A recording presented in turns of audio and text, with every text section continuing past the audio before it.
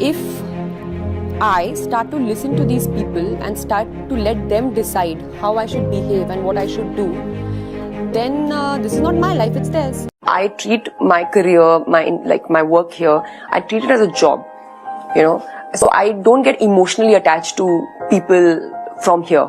Jim Carrey said a very nice thing. He said, I might not quote him correctly, but he said that I want everyone in this world to experience fame and money to know that that is not what life is about. So I am a very, very true believer in that. एक time था जब Anushka Bollywood की biggest hits like PK and Sultan का part होती थी, और एक आज का टाइम है जहां as a leading lady Anushka की पिछली 5 फिल्में फ्लॉप रही। एक टाइम था जब वायरअप एंड धर्मा जैसे बड़े प्रोडक्शन हाउसेस अपनी हर बड़ी फिल्म में अनुष्का को लेते थे, और एक आज का टाइम है जहां कोई भी प्रोड्यूसर अनुष्का को मूवीज ऑफर नहीं कर रहा है। इवन लास्ट 3 फिल्में जो अनुष्का को ऑफर हुई थी वो भी मिस्टीरियसली सेल्ड हो गई। तो इसलिए आज की इस वीडियो का पर्पस ये पता लगाना है कि आखिर क्यों अनुष्का ने अचानक से बॉलीवुड को छोड़ दिया। अब क्या विराट कोहली ने बॉलीवुड छोड़ने के लिए फोर्स किया था, या बॉलीवुड से दूरी बनाने के पीछे कोई और ही वजह है? I treat my career, my work here, I treat it as a job, so I don't get emotionally attached to people from here. Really? Yeah, I have no attachment. तो अनुष्का ने बॉलीवुड छोड़ा या छुड़ाया गया उस पे तो हम बात करेंगे ही, साथ ही साथ हम आपको ये भी बताएंगे कि कैसे जब अनुष्का बॉलीवुड में आने वाली थी तब एक पावरफुल बॉलीवुड पर्सन ने अनुष्का का करियर शुरू होने से पहले ही खत्म करने की साजिश रची थी। और हम उस टॉप बॉलीवुड एक्ट्रेस की भी बात करेंगे जिसने अनुष्का शर्मा के करियर को डिस्ट्रॉय करने का ट्राई किया था। तो आखिर किस रीजन की वजह से अनुष्का ने बॉलीवुड छोड़ा, उससे पहले हम आपको उनकी बॉलीवुड में आने की जर्नी बताते हैं। तो Anushka Sharma was born on 1 मई 1988 इन उत्तर प्रदेश। भगवान राम के शहर अयोध्या में अनुष्का का जन्म होता है, और उनके पापा अजय कुमार शर्मा एक बड़े आर्मी ऑफिसर होते हैं। वहीं उनकी मां असीमा शर्मा एक होम मेकर होती है। अब अनुष्का भले यूपी में पैदा हुई हो, बट उन्होंने अपनी अर्ली स्कूलिंग आसाम में सेंट मैरी नाम के एक स्कूल से की थी। और आपको एक शॉकिंग बात बताऊं, उस स्कूल में अनुष्का शर्मा की क्लासमेट हमारी माही भाई की वाइफ यानी कि साक्षी धोनी थी। तो आसाम में अनुष्का की प्राइमरी स्कूलिंग हुई थी, लेकिन आगे की पढ़ाई के लिए उन्हें बैंगलोर के एक आर्मी स्कूल में भेजा गया था, और फिर बैंगलोर में ही आर्ट्स स्ट्रीम से उन्होंने अपनी ग्रेजुएशन कंप्लीट करी थी। और अपनी ग्रेजुएशन कंप्लीट करने के बाद अनुष्का शर्मा को यह क्लियर हो गया था कि उन्हें मॉडलिंग ही करनी है या फिर जर्नलिज्म में घुसना है। तो अनुष्का ने पहले से ही मॉडलिंग में फोकस करना स्टार्ट कर दिया, और अपने मॉडलिंग करियर पे फोकस करने के लिए वो आगे जाके मुंबई शिफ्ट हो गई, और 2007 में लैक्मी फैशन वीक में वेंडल रॉड्रिक्स के लिए अपना रनवे भी डेब्यू किया। और उसी दौरान बॉलीवुड वालों की नजर अनुष्का शर्मा में पड़ी। फिर क्या था, आदित्य चोपड़ा ने अनुष्का को ऑडिशन के लिए बोला और उनसे पर्सनली मीटिंग भी की, और उस मीटिंग में इनविजिबल मैन आदित्य चोपड़ा ने अनुष्का के मुंह पे बोल दिया कि तुम उतनी ब्यूटीफुल नहीं हो जितना तुम्हें लगता है, इसलिए तुम्हें एक्टिंग में थोड़ा ज्यादा एफर्ट लगाना पड़ेगा। और यही नहीं, जब आदित्य चोपड़ा ने अनुष्का शर्मा को अपनी फिल्म रब दे बना दी जोड़ी के लिए साइन करने का सोचा और अनुष्का की पिक करण जौहर को दिखाई, तो उस टाइम पे करण जौहर वो पिक देख के आदित्य चोपड़ा को कहे कि अनुष्का को मूवी से निकालो यार, इसमें वो बात नहीं। और करण ने ऐसा इसलिए कहा क्योंकि वो इस फिल्म में किसी और एक्ट्रेस को रब दे बनानी जोड़ी में एसआरके के अपोजिट कास्ट करवाना चाहते थे। I totally wanted to completely murder Anushka Sharma's career, because when Aditya Chopra showed me her image, and I was like, no, mad or what? Why are you signing her? You're crazy. There's no need for you to sign this Anushka Sharma. There was another lead actress at that time who I wanted Adi to sign, and I was totally behind the scenes sabotaging her completely. और अनुष्का के career में ये पहली और आखिरी बार नहीं था जब बॉलीवुड से किसी ने उनका करियर डिस्ट्रॉय करने की कोशिश की हो। तो फ्यूचर में कौन सी एक्ट्रेस है जो अनुष्का के करियर को डिस्ट्रॉय करना चाहती थी, उसके बारे में हम आगे बात करेंगे। बट पहले हम अनुष्का शर्मा के आइकॉनिक डेब्यू की बात करते हैं। तो अनुष्का शर्मा वो लकी एक्ट्रेस बनी जिनको अपनी डेब्यू फिल्म रब दे बना दी जोड़ी में एसआरके और आदित्य चोपड़ा के साथ काम करने का मौका मिला। और ये वही फिल्म है जिसमें एसआरके खुद का भेष बदल के अपनी वाइफ को चीट करने पे मजबूर करते हैं, और ये देखते हैं कि क्या ये औरत मेरे ही साथ मिलकर मुझे ही चीट करेगी या नहीं। आई नो कि मेरी बातों का कोई सेंस नहीं है, बट वायर ने तो वैसे फिल्म बना दी और वो फिल्म ब्लॉकबस्टर भी हुई। हाँ, 31 करोड़ में बनी रब दे बना दी जोड़ी ने 157 करोड़ का कलेक्शन किया। तो 2008 में अनुष्का शर्मा ने रब दे बना दी जोड़ी जैसी ब्लॉकबस्टर फिल्म से डेब्यू करा, और उनके काम को सब लोगों ने बहुत ज्यादा प्रेज भी किया। अब इतनी बड़ी ब्लॉकबस्टर देने के बाद वैसे तो हर प्रोड्यूसर अनुष्का को अपनी फिल्म में कास्ट करना चाहता था, लेकिन अनुष्का चाह के भी किसी और प्रोड्यूसर के साथ काम नहीं कर सकती थी, क्योंकि अनुष्का ने वायरअप के साथ उनका वो फेमस 3 मूवीज वाला कॉन्ट्रैक्ट साइन किया था। और इस कॉन्ट्रैक्ट की वजह से ही अनुष्का आगे भी वायरअप के साथ बदमाश कंपनी और बैंड बाजा बारात जैसी फिल्में करती है। अब ये दोनों ही फिल्में काफी अच्छी थी, लेकिन इनमें से सिर्फ हिट बनी बैंड बाजा बारात। देखो, इस पॉइंट तक अनुष्का इंडस्ट्री में धीरे धीरे खुद को एस्टेब्लिश कर चुकी थी और अपनी हर फिल्म के साथ ऑडियंस का दिल भी जीत रही थी। साथ ही साथ बहुत सी कंपनी अनुष्का को ब्रांड एंडोर्समेंट के लिए अप्रोच कर रही थी। और कहा जाता है कि 2012 में अनुष्का की बढ़ती डिमांड को देख के दीपिका की पीआर टीम ने अनुष्का के अगेंस्ट एक नेगेटिव कैंपेन भी शुरू कराया था। और इस कैंपेन के दौरान ऐसी न्यूज स्प्रेड करी गई थी कि अनुष्का शर्मा अपनी फीस कम करके और धोखे से दूसरे एक्ट्रेसेस की ब्रांड डील्स अपनी तरफ खींच लेती है। सोर्सेस की माने तो एक 2 व्हीलर कंपनी के लिए हाल ही में ब्रांड एम्बेसडर बनी अनुष्का ने ब्रांड वॉर में अपनी स्पीड कुछ ऐसी बढ़ा ली कि दीपिका पीछे रह गयी।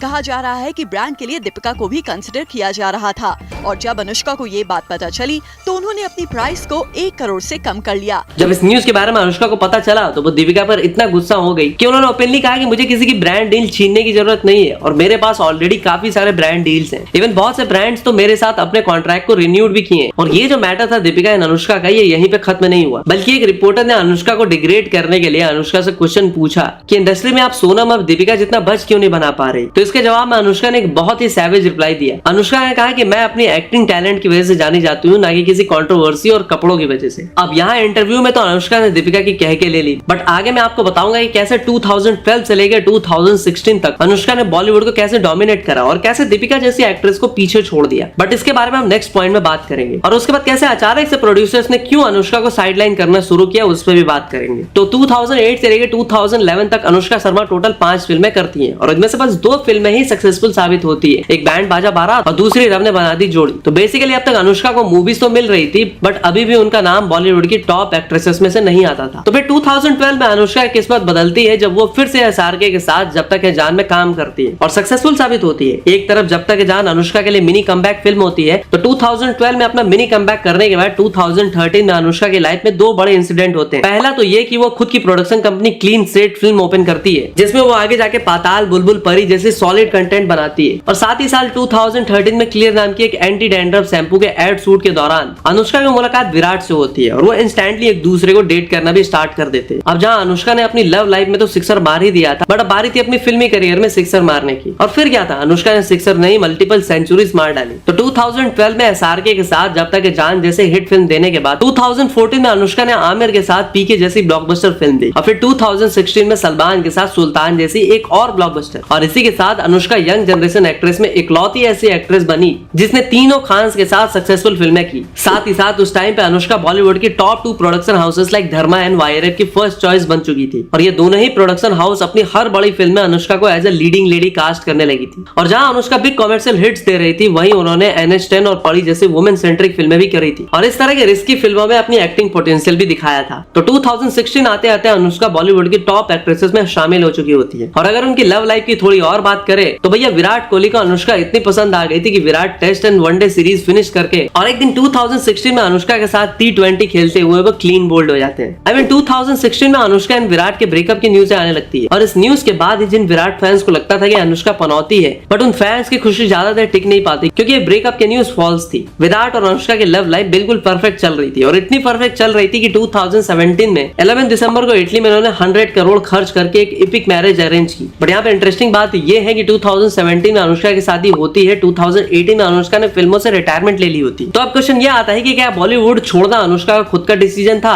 या फिर विराट कोहली ने उनको बॉलीवुड छोड़ने के लिए मजबूर करा था, और क्यों अचानक से बॉलीवुड ने अब अनुष्का को साइडलाइन करना शुरू कर दिया था। साथ ही साथ हम अनुष्का के उन बिग प्रोजेक्ट्स पे भी बात करेंगे जो मिस्टीरियसली सेल्ड हो गई थी। तो देखो, अगर बात करें कि अनुष्का शर्मा ने बॉलीवुड क्यों छोड़ा, तो ऐसा होने के मल्टीपल रीजंस है। जो सबसे मेजर रीजन है वो ये है उनकी लास्ट कुछ मूवीज का बॉक्स ऑफिस पर ना चलना। देखो 2016 तक अनुष्का शर्मा करियर अपने पीक पर था और 2016 में ही अनुष्का शर्मा अपने करियर की लास्ट हिट देती हैं और 2016 के बाद अचानक से अनुष्का की मूवीज फ्लॉप होना शुरू हो जाती है। 2016 के बाद ही अनुष्का ने एज ए लीडिंग लेडी 5 फिल्में की थी और पांचों की पांचों फिल्में बॉक्स ऑफिस पर फ्लॉप रही थी और इन 5 फिल्मों में से जीरो एंड हैरी मेट सीजल जैसी बड़ी फिल्में भी शामिल थी। और बाकी बॉलीवुड का नेचर तुम्हें पता ही होगा, यहाँ एक नेपो किड की अगर 10 फिल्में फ्लॉप हो जाए तो उसको काम मिलते रहता है, बट अगर कोई आउटसाइडर की कुछ फिल्में फ्लॉप चली गई तो बॉलीवुड उसको साइडलाइन करने लगता है। एंड आई थिंक यही सेम चीज हुई अनुष्का के साथ। अब देखो, बहुत से प्रोड्यूसर अनुष्का की back to back movies flop होने की वजह से उनको काम नहीं दे रहे थे। इवन जो मूवीज अनुष्का को ऑफर हुई थी वो भी बहुत ही मिस्टीरियस वे में सेल्ड हो रही थी, जैसे कि वाईआरएफ की मेगा बजट फिल्म पानी में अनुष्का एंड सुशांत सिंह राजपूत होने वाले थे और कुछ रिपोर्ट्स के अकॉर्डिंग ये फिल्म 2020 तक रिलीज भी होने वाली थी, बट डायरेक्टर शेखर कपूर और आदित्य चोपड़ा के बीच क्रिएटिव डिफरेंसेस की वजह से वाईआरएफ ने इस फिल्म को बंद कर दिया और इस फिल्म के अलावा अनुष्का के लाइनअप में 2 और फिल्में थी, झूलन गोस्वामी के biopic Chakda Xpress and कनाडा, और ये दोनों ही मूवीज अनुष्का खुद अपने प्रोडक्शन हाउस के अंदर प्रोड्यूस करने वाली थी। अब पहले अगर चक दे एक्सप्रेस की बात करें तो अनुष्का ने इस फिल्म की काफी शूटिंग भी कर ली थी, इवन इस मूवी के कुछ प्रोमोस भी आ चुके थे, बट फिर अनुष्का का production house clean slate film and Netflix के बीच चक दे एक्सप्रेस का फाइनल आउटपुट को देखने के बाद कुछ लफड़ा हो जाता है, जिसकी वजह से ये फिल्म कभी कंप्लीट ही नहीं हो पाती और ना ही कभी रिलीज हो पाती है। और अगर कनाडा की बात करें तो इस फिल्म में अनुष्का, दिलजीत और अर्जुन कपूर होने वाले थे, बट कुछ अननोन रीजंस की वजह से ये फिल्म भी डब्बा बंद हो जाती है। और और जब अनुष्का के सारे मूवीज सेल्ड हो गई तो मार्केट में एक न्यूज आई कि अनुष्का अब अपने एक्टिंग करियर ज्यादा फोकस अब अपने प्रोडक्शन हाउस पे करेंगी। और एक तरफ से ये कोई बुरी न्यूज नहीं थी क्योंकि as a producer Anushka Sharma काफी सक्सेसफुल रही थी और उन्होंने बुलबुल, एनएस्टन, परी और पाताल लोक जैसी मूवीज एंड शोज भी बनाए थे। बॉलीवुड में नए टैलेंट को चांस भी दिया था। बट फिर कुछ टाइम बाद 2022 में एक और न्यूज आती है और वो न्यूज ये थी कि अब अनुष्का शर्मा अब एज अ प्रोड्यूसर भी मूवीज में उतना इन्वॉल्व नहीं रहेंगे। अनुष्का शर्मा का जो प्रोडक्शन हाउस है क्लीन स्टेट फिल्म्स, उसको अब अनुष्का के ब्रदर्स करने शर्मा हैंडल करेंगे। एंड आई थिंक अनुष्का के इस डिसीजन ने क्लियर कर दिया था कि अब वो बॉलीवुड से दूर जा चुकी है। बट अगर मैं आपसे पूछूं कि मैंने जो बातें बताई उसके बेसिस पे अनुष्का का बॉलीवुड छोड़ने का एक्चुअल रीजन क्या था, तो आई एम श्योर कि मोस्टली लोग यही कहेंगे कि अनुष्का की मूवीज बॉक्स ऑफिस पे चल नहीं रही थी, नई मूवीज उनको बॉलीवुड से ऑफर नहीं हो रही थी, इसलिए उनको मजबूरन बॉलीवुड छोड़ना पड़ा। तो ये एक रीजन हो सकता है। बट यहाँ पे एक और रीजन है जो मुझे थोड़ा और जेन्युइन लगता है और वो रीजन ये है कि अनुष्का ने सालों पहले एक इंटरव्यू में यहाँ तक कहा था कि जब उनकी शादी हो जाएगी तो वो मोस्ट प्रोबेबली बॉलीवुड फिल्में करना छोड़ देंगी। तो आई थिंक अनुष्का का बॉलीवुड से अचानक गायब हो जाना उनकी मूवीज के फ्लॉप होने की वजह से नहीं, बल्कि बॉलीवुड छोड़ने का डिसीजन अनुष्का ने पूरे होशो हवास में लिया ताकि वो अपने 3 बच्चों आई मीन 2 बच्चे और विराट कोहली को संभाल सके और शादी के बाद अपनी फैमिली का ध्यान रख सके। और मुझे लगता है कि अपनी फैमिली का ध्यान रखने के लिए किसी भी एक्ट्रेस का बॉलीवुड छोड़ना कोई बुरी बात नहीं है और ना ही कोई नई बात है। तो बहुत सी ऐसी भी एक्ट्रेसेस हैं जो शादी के बाद शॉकिंग रीजन की वजह से बॉलीवुड से गायब हो गई। तो अगर आपको उन एक्ट्रेसेस पे भी वीडियो चाहिए तो कमेंट सेक्शन में अपनी विश लिख के भेजो। तुम्हारी विश स्लैडर फैक्ट्स की टीम डेफिनेटली पूरा करेगी। तो मैं मिलता हूं तुमसे अगली वीडियो में, तब तक के लिए हर हर महादेव।